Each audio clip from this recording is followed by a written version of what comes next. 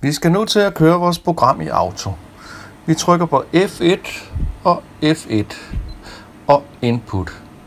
Og så kører vi ned med pilen og finder det program, vi skal køre, som i det her tilfælde er A.min. Vi siger Input, efter vi har udpeget A.min. Så lukker vi lågen. Vi sætter vores ildgang og tilspændingshåndtag ned på 0% og trykker på cyklostart. På den måde kan vi styre hastigheden på, hvor hurtigt vi vil have, at vores fræser skal køre og hentes. Og nu kører programmet rent faktisk.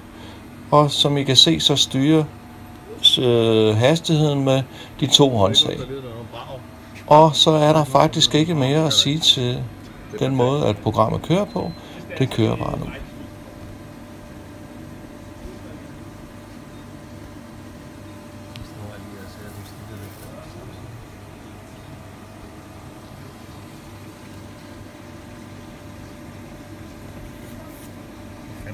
Jeg sender tid på det her. Hvad siger du? Det bliver godt, det her. Kør bare nu igen.